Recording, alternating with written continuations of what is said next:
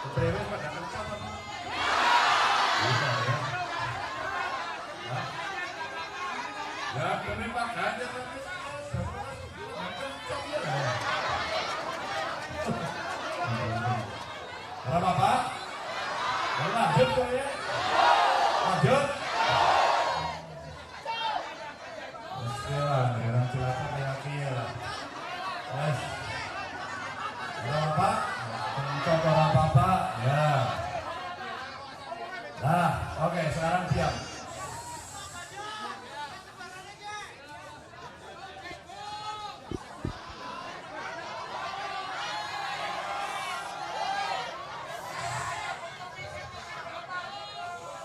Mohon maaf. Sekarang diam juga. Ya, sekarang diam. Ya. Ya. Kula tuli pinaran negara Ya. kan Ya. sepeda menggake. Nah, tenang aja, tenang aja. Coba sekarang kira-kira 5 detik tanpa suara sama sekali. 2, 3. Oh, ternyata sampai 3 aja udah berhenti. Assalamualaikum warahmatullahi wabarakatuh. Selamat pagi, salam sejahtera untuk kita semua. Saya doakan Bapak Ibu sehat. Bapak Ibu yang sangat saya hormati, saya tidak menyebut satu persatu semuanya, wabil khusus para nelayan. Boleh tenang, boleh tenang.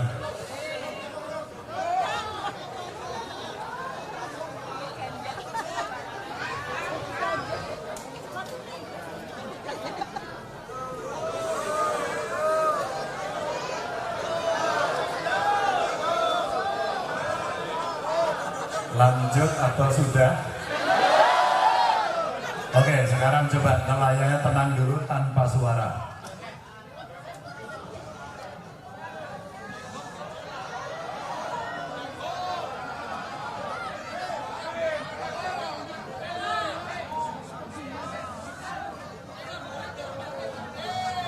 Oke, saya mau tanya kira-kira Ganjar Mahfud menang tidak? Nah, sebentar nanti dulu. Siap di komando tidak? Ciri-ciri di komando adalah mendengarkan perintah. Perintah pertamanya sekarang tanpa suara.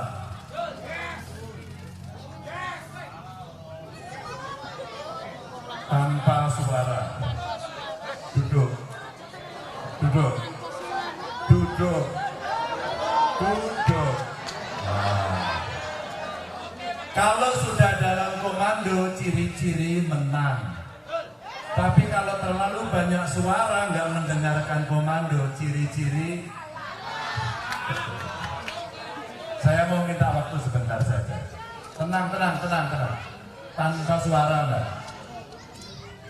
Ya, biar pemanasan dulu. Saya terima kasih sudah disambut karena kalau nggak salah terakhir saya kesini kapan ya?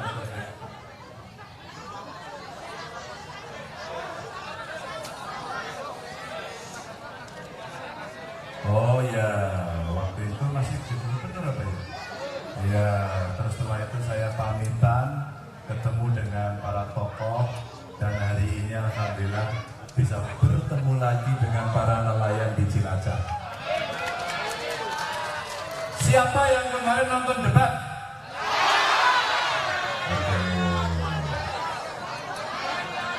Nonton.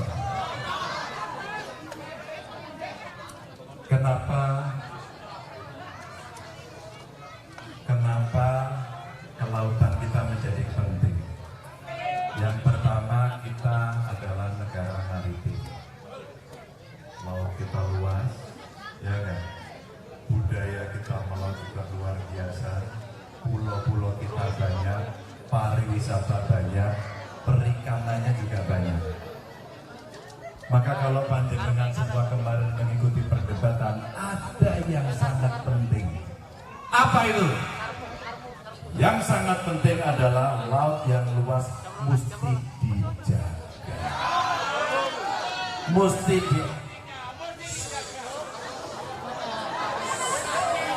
Coba tenang sudah. Sabar mas. Gak apa-apa, sabar. Sudah tenang aja. Tenang aja mas. Ya, sabar aja. Kenapa kemudian harus saya sampaikan ini? Karena dalam catatan kita, dalam catatan kami, banyak sumber daya kelautan kita wabil khusus perikanan juga diambil orang. Ada namanya penangkapan ikan secara ilegal. Setuju tak? Maka saya setuju sama kayak Bu Susi dulu, nyolong, tenggelamkan. Tapi untuk menenggelamkan itu kita harus tahu yang nyolong yang mana. Maka mesti ada patroli kekuatan. Siapa? Ada dari kelautan. Siapa kelautannya? Kementerian. Ada dari TNI Angkatan Laut. Ada dari Polairut. Macam-macam yang ngurusi. Maka saya sampaikan kemarin yang diperlukan sebenarnya adalah Coast Guard. Jadi yang banyak sekali ini jadikan satu. Maka kita akan kuat. Yang satu ini kita kuatkan betul-betul agar kemudian bisa diperlengkapi dengan peralatan yang modern. Amankan dulu. Setelah aman, nah nelayannya mulai bisa menggunakan seluruh kekuatannya untuk bisa memanfaatkan sumber daya laut. Tapi Bapak Ibu, saya sudah berkeliling di banyak tempat di Indonesia. Gak tahu yang bisa jawab sama enggak. Kemarin saya sudah mendengarkan keluhan para nelayan. Satu soal pengurusan surat-surat kapal. Ngapain itu tangan? Ngomongnya cuma nyebutin aja, betul ya? Katanya sulit. Maka saya komunikasi dengan Pak Menteri Kelautan. Saya sampaikan, Pak Menteri, ini harus disegerakan untuk dimudahkan. Termasuk yang ada di tingkat daerah. HNSI punya kepentingan sebagai organisasi juga bisa melakukan sebuah tindakan. Apa itu? Mengorganisasi para nelayan. Kalau nanti anggota HNSI mengurus izinnya sulit, HNSI yang paling depan. Sat. Boleh ya? Cepat. Lalu bagaimana kemudian agar bisa berjalan Bapak Ibu? Maka ia dibikin mudah. Caranya apa? Zamannya sudah maju, online. Gampang? Tinggal nanti yang Pak saya tidak bisa menggunakan HNSI bisa membantu. Yang berikutnya permasalahan yang muncul kemarin adalah solar, BBM. Ya BBM apalagi yang dipakai untuk melaut sehari. Yang berikutnya yang dikeluhkan kemarin adalah bagaimana proses lelang ikan dan kapan membayarnya. Bahkan kemarin di Demak ngomong, Pak, bayarnya bisa berbulan-bulan Pak. Ini Bapak Ibu dari apa yang kemarin kita sampaikan. Maka kita coba mendorong agar aturannya dipermudah, diperbaiki. Tapi nelayannya juga dikuatkan. Maka dulu kami, karena saya 4 tahun di Komisi 4 ngurusi salah satunya nelayan, maka mesti dilakukan modernisasi. Nelayan jangan disuruh mencari ikan. Tugasnya dia adalah menangkap ikan. Mencarinya pakai apa? Pakai alat. Pasti Bapak Ibu sudah tahu apa alatnya namanya? Jaring ya. Jaringnya kowe lah yang usah ditangkap. Biar ngerti. Apa coba? Bukan apa? Ada alatnya ditempel. Mesin ya benar mesin. Namanya fish finder. Nah, fish finder itu artinya alat untuk menemukan ikan. Di bola pakai satelit, alatnya itulah nanti tahu. Oh, hari ini kumpulnya ikan di sebelah sana. Maka kemudian tinggal diarahkan ke sana. Pasti BBM-nya ngirim. Dibanding kalau kemudian putar-putar sendiri. Ya, itu contoh modernisasi. Nah, dari beberapa persoalan inilah Bapak Ibu, Maka ada tambahan kemarin tanya Pak, kami ini yang nelayan kecil, mohon maaf ya Bapak Ibu ya, banyak yang kapalnya kecil, bahkan melautnya hanya sehari, kadang-kadang dapat, kadang-kadang enggak. Dalam 1 tahun liburnya berapa bulan? Berapa bulan?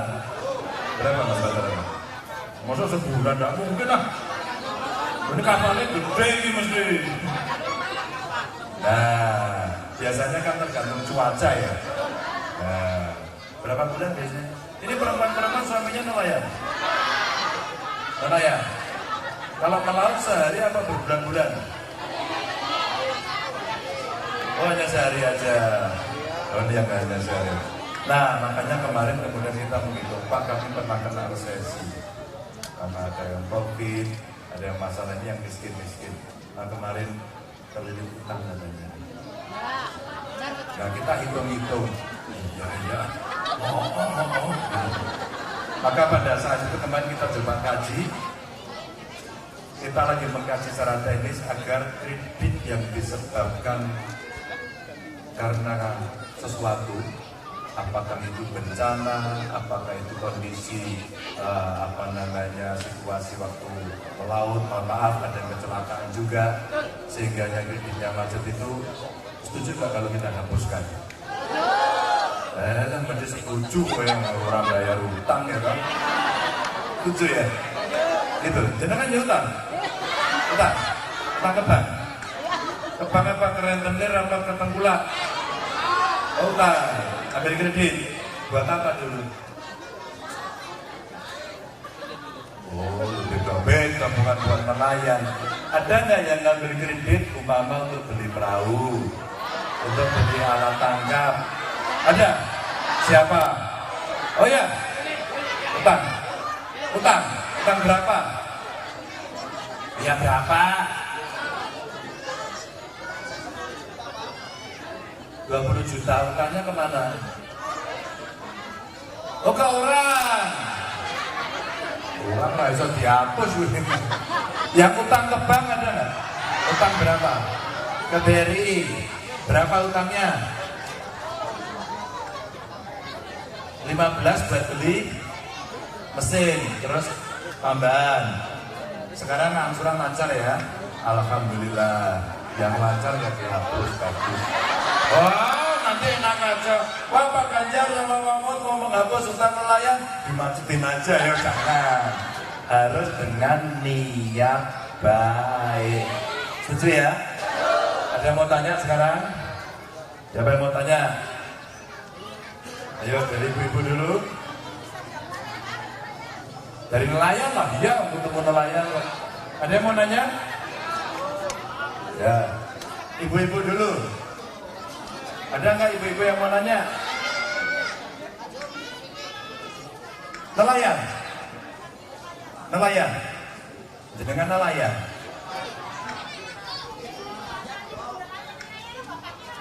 Oh nelayannya bapaknya ini gas-gas ya Mbak?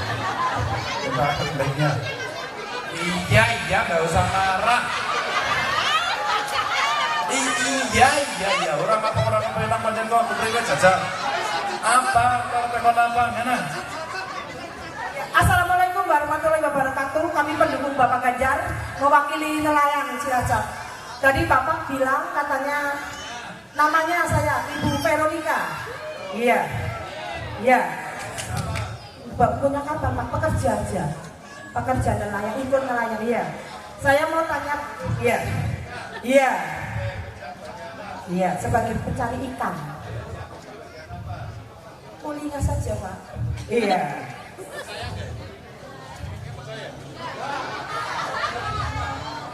Saya cuma mau tanya, tadi Bapak bilang katanya kredit bisa dihapuskan kalau ke bank ya Pak. Saya cuma mau nanya apakah dari KUR itu bisa dihapuskan? Iya. Terima kasih Bapak Ganjar. Ya itu salah satunya dari KUR. Tapi ada syaratnya. Syaratnya memang karena situasi dan kondisi yang membuat dia sulit. Mungkin karena bencana, karena suatu keadaan tertentu, mohon maaf, ada juga loh yang maaf ya ini ya, karena keluarganya suaminya atau istrinya meninggal. Ini contoh-contoh. Maka secara teknis ini kita sampaikan. Prinsipnya menjadi bank. Siapa lagi? Ada? Oh ya, sini. Baik, dari Pak ini kan mau punya ngomong terus ini ya. Jangan sini. Apa-apa lah ya. Iya. Assalamualaikum warahmatullahi wabarakatuh, Pak. Nama saya Hadi Arjo Budiman. Siapa? Hadi Arjo Budiman. Ardi. Jelas apa ya? Hadi Arjo Hadi, Pak. Oke. Begitu pekan malah Belum ada syarat, Pak. Ya. Terima Apa kasih, pertanyaannya Pak Haji? Status pemilik kapal, Pak. Hah? Status Pemilik kapal berapa kapalnya? 3 kapal, Pak. 3 berapa GT itu satu? Di bawah 30 CT. Ini orang kaya ini. Mohon maaf, Pak. Ya nggak apa-apa. Mohon maaf, Pak. Berguru ya, Pak ya. Iya. Makanya saya Kapalnya 3. Kapalnya 3. Tapi kan Berapa jumlahnya? 3 kapal. Kapalnya 3. 3. Oh iya. Cuma nonton aja. JT 27, 27.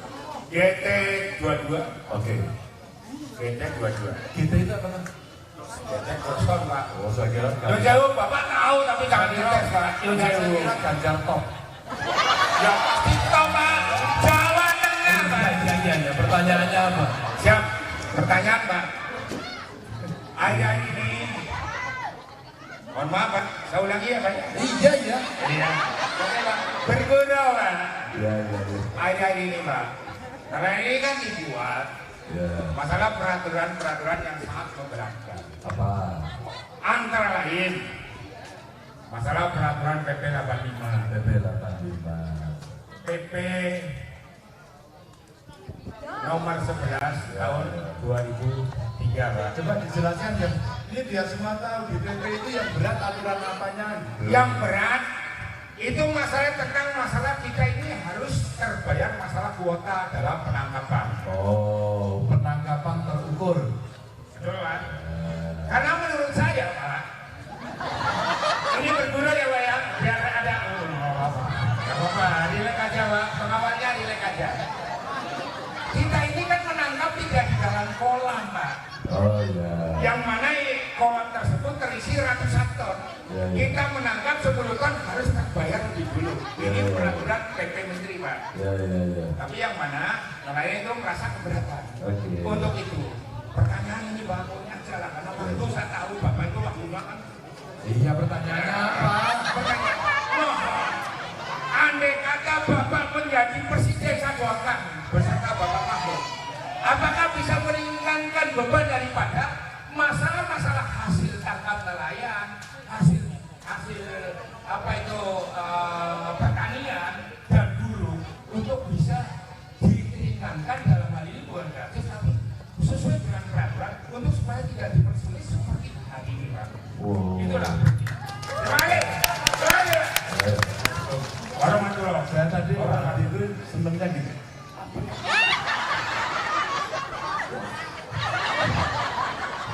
Gue seneng banget itu. Enggak, ini artinya beliau itu menjiwai ya Pak Adi ya. Benar menjiwai. Bisa nggak bisa? Jadi ini salah satu PP yang memang banyak ditanyakan. Rasanya mungkin sosialisasinya kurang kayaknya ya. Bener ya, kurang. Karena sebenarnya Bapak Ibu, teman-teman semuanya, ketika ada aturan baru yang itu dilaksanakan, yang akan terkena aturan siapa? Nelayan harus diajak bicara. Gimana cara ngajaknya? Sebelum peraturan itu ini. Maka HNSI ini menjadi penting untuk bisa mewakili. Maka nanti akan terus bertemu, itulah kondisi senyapanya yang ada di nelayan. Sama persis PP tentang apa namanya PIT ya, penangkapan ikan terukur ya. Persis seperti ini nggak waktu aturan cantrang dulu. Cantrang itu niatnya baik agar kemudian ikan-ikan kecil itu tidak terjaring semuanya. Sama dengan krol. Ya, fraud juga sama, uang nanti disapu habis semuanya. Maka diatur agar apa? Ada keberlanjutan sumber daya ikan yang ada di laut. Setuju bos? Oke. Nah, disinilah kemudian pentingnya membuat aturan. Tapi bisa nggak Pak diperingat? Bisa. Itu pertanyaan Mbak Tiba. Bisa. Yang penting kita ngobrol dulu. Dengan kita bicara, datanya kita tampilkan. Ini loh kondisi perikanan kita. Ini loh area yang sudah overfishing. Tahu nggak overfishing? Apa? Apa coba? Overfishing. Lempar sana, lempar sini pokoknya. Nelayan tahu kan? Apa mas? Penangkapannya sudah berlebihan di situ. Maka kemudian wilayah penangkapannya diatur 1, 2, 3. Nah inilah aturan tadi yang mungkin disiapkan agar masyarakat atau nelayan menjadi tahu kondisi sebenarnya seperti apa. Itu. Jadi bisa nggak? Bisa. Ya. Yang penting Bapak Ibu menyiapkan diri.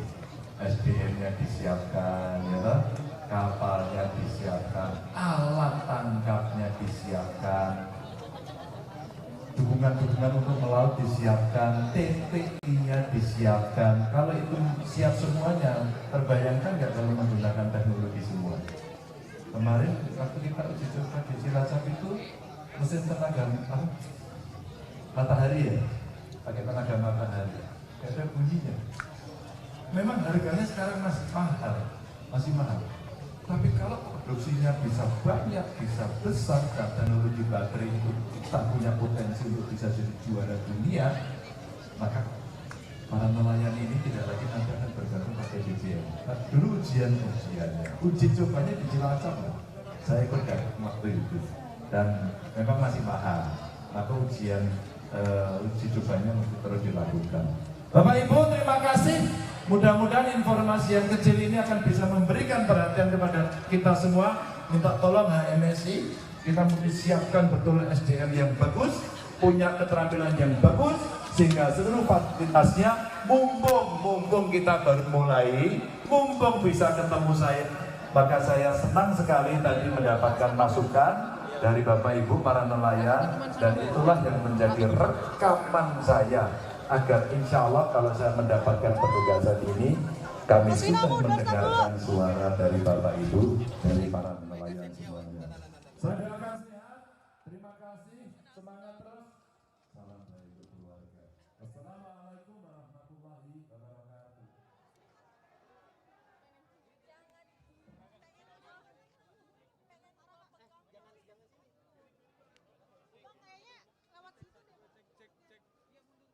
Agak begini kali ya, jangan begini banget. Miring. Oh ya udah, sini bang. Ini ke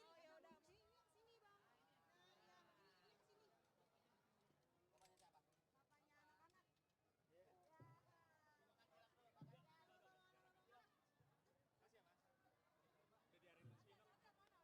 Bapaknya siapa? Bapaknya anak-anak. Bapak Ibu sekalian yang kami hormati, mohon beliau Bapak Ganjar Pranowo untuk diberi ruang. Ya silakan kalau mau salaman boleh, namun mohon untuk diberi ruang untuk bisa berjalan. Bapak Ibu sekalian yang kami hormati, kunjungan beliau Bapak Ganjar Pranowo selaku calon Presiden Republik Indonesia telah berakhir, dan kami ucapkan dari HMSI dan nelayan serta warga masyarakat Kabupaten Cilacap, mohon untuk bisa diberi jalan, ya, diberi jalan Bapak Ibu sekalian untuk bisa melanjutkan perjalanan. Sekali lagi kami ucapkan terima kasih dan selamat menjalankan tugas berikutnya. Semoga beliau Bapak Ganjar Pranowo akan menjadi Presiden Republik Indonesia yang memimpin kita bersama-sama. Baiklah, kita ucapkan yang kita nelayan bersatu Indonesia. Bapak Ganjar Pranowo presidennya, Bapak Ganjar Pranowo, Bapak Mahfud MD wakilnya.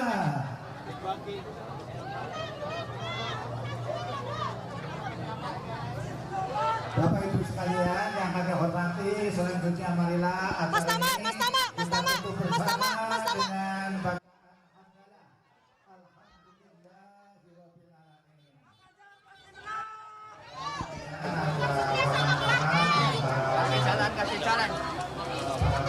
Kasih jalan, Pak. Kasih jalan. Ya. Sini. Gimana tadi aspirasi daripada nelayan, dialognya apa tadi? Hampir semuanya sama karena beberapa tadi sudah menyampaikan satu perizinan kapal, surat-surat kapal, ingin mereka dimudahkan. Lalu peraturan tentang penangkapan ikan terukur PIT dan ini rasa-rasanya hanya butuh sosialisasi sehingga nelayan perlu tahu soal itu. 3 soal BBM, yang keempat soal cara mengelola keuangan ketika mereka harus melaut. Dan ini kan ada yang pakai modal sendiri, ada yang pinjam tengkulak, ada yang pakai modal pinjaman. Nah beberapa di antara yang kemarin kita komunikasikan, diskusikan kemarin itu macet. Tapi macetnya kan ada beberapa kendala. Satu yang kemarin karena COVID, ada yang karena, mohon maaf ini, keluarganya nelayannya meninggal. Dan inilah yang kemarin kita hitung-hitung yang karena syarat teknis dan kondisi kedaruratan kemudian membuat macet yang perlu kemudian bisa kita hapus bukukan. Jadi beberapa masukan itu relatif di seluruh titik di Indonesia sama. Namun demikian saya mendorong agar keterampilan nelayan ditingkatkan sehingga modernisasi peralatan, pelatihan, pendampingan kepada mereka penting kita lakukan sehingga mereka akan bisa mendapatkan fasilitas yang baik, termasuk pelabuhannya, tempat pelelangannya. Mirip-mirip sih dengan di Demak kemarin, Pak saya sudah tangkap pada saat kami lelang kok bayarnya lama banget. Nah, ini saya kira skim-skim pembiayaan di tempat pelelangan ikan atau TPI itu yang nelayan sangat butuhkan. Maka kita ingin mereka semua bisa menikmati fasilitas ini dan tentu saja makin sejahtera. Gitu. Penghapusan kredit macet sendiri itu sebenarnya syarat-syaratnya itu akan seperti apa sih Pak nantinya? Penghapusan kredit macet. Oh ya, sekarang kan karakter kredit macetnya sudah kelihatan. Pasti kalau orang bicara dari 5C pinjem bank itu pasti ada. Kalau dari karakter ya, karakter orangnya, mohon maaf ini, punya niatan buruk ya nggak boleh. Atau tadi saya tanya, kredit bank nggak nelayan? Iya, buat apa? Kemarin Pak buat biaya anak, oh tidak terkait langsung. Ini contoh-contoh yang tidak. Tapi kalau karena dipakai untuk produksi, nelayanan, ada situasi yang darurat sehingga dia tidak bisa nyicil, itulah nanti yang akan coba kita tes secara teknis bisa kita kumpulkan untuk bisa kita hapuskan. Kenapa? Oh ya, ini pertanyaan bagus juga tentang illegal fishing atau IUU fishing ini. Ini banyak sekali karena potensi kita gede banget, maka di dalam debat kemarin perlu adanya satu pengamanan. Pengamanan itu melibatkan pemangku kepentingan keamanan di laut. Ada TNI Angkatan Laut, ada KKP, ada kepolisian ya. Perhubungan juga ada di sana, tenaga kerja, Polairut komplit yang ada di sana. Nah ini yang perlu kita memberikan dukungan fasilitas agar kita bisa memantau itu dengan gampang. Butuh radar, butuh sonar, butuh kapal cepat untuk bisa melakukan, butuh titik-titik logistik agar kemudian mereka yang berjaga di laut itu betul-betul bisa efisien dalam melakukan patroli-patroli atau menggunakan teknologi. Kalau perdebatan Pilpres yang dulu pakai drone, kita tunggu drone-nya belum datang gitu ya, bisa menggunakan satelit umpama sekarang. Jadi ada banyak teknologi dan saya mendapatkan masukan dari para perwira-perwira muda di Angkatan Laut kemarin, kasih fasilitasi kami karena kami harus mengamankan itu. Sehingga kalau itu bisa diamankan, itu akan bisa dikurangi. Tapi kalau itu sudah terjadi, saya kira hukumannya dikembalikan, tenggelamkan, itu paling bagus. Sedikit soal depan kemarin. Iya, karena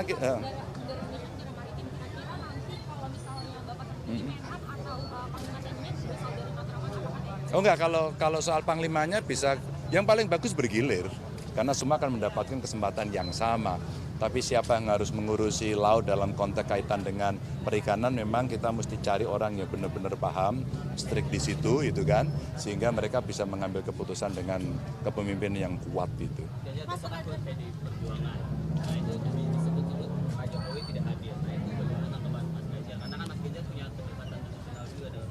Oh nggak tahu, katanya mau ke Filipina.